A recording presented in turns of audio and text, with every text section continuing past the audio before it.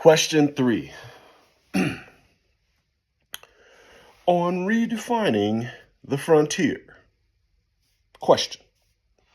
Your work reframes the West through the lens of the Afro frontier.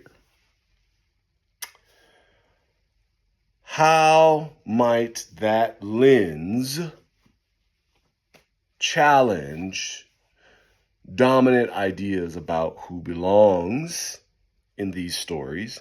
And how does Blackdom help us reimagine what it means to be native native to the place?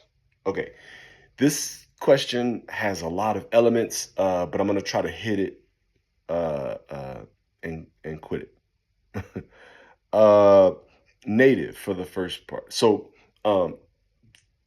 as I am positioning the Afro frontier, native fits in the framework of indigeneity. Okay. And so for me, there is the indigenous population who can trace their ancestry through 35 generations, for example, on that particular land or throughout the region. And then there is the native who is both indigenous and part colonizer, and they kind of within wrestle with that, right? So I consider that, quote, native. But through the lens of the Afro frontier, this is a normal occurrence, right? This isn't like controversial at all. It's just the nature of the borderlands. It's the aftermath of chaos.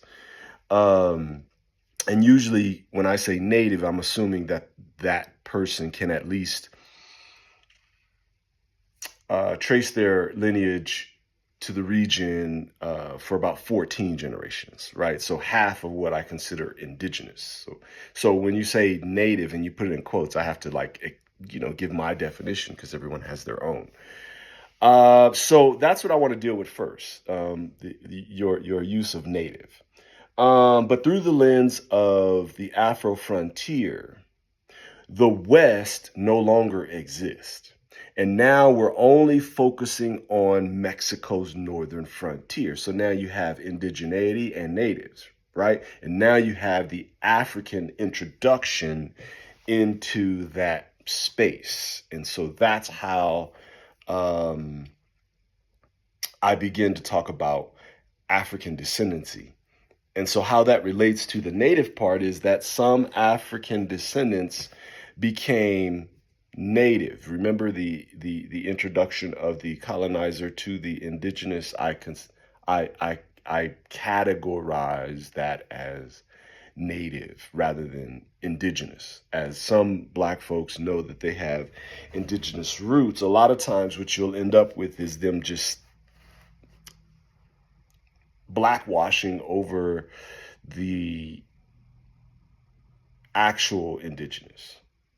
Like when you talk in terms of Black indigeneity in the Americas, you're always getting into a complicated space because which ones, right? You can go back to the 1500s at that point, and then we're not even talking about the United States anymore. And so that's why the lens of Afro frontier reframes native, because, for example, I usually go back to the 1519s, right? The 1619 Project looks at Black folks as, slaves, but in 1519 in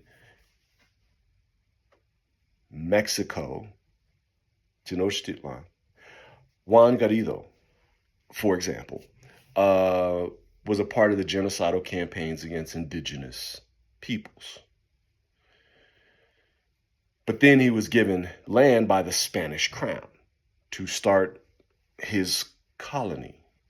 Now, that's not how they call them there, but I'm just going to say colony because I'm being American and keeping the language regular. So this 1519 Black colonial project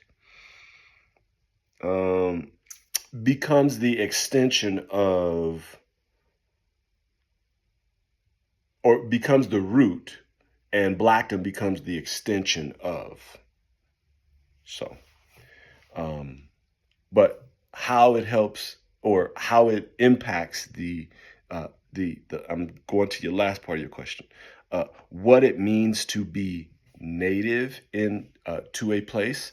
Um, it's, you know, that's personal, but I would say if this is the beginning of your consciousness in this space, uh, reconciling narratives.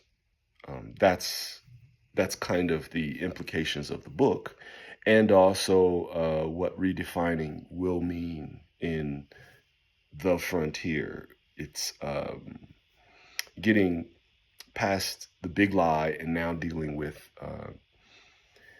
the aftermath, the ruins, and the hopeful rebuild of what it means to be native. Personally, you know, that's it.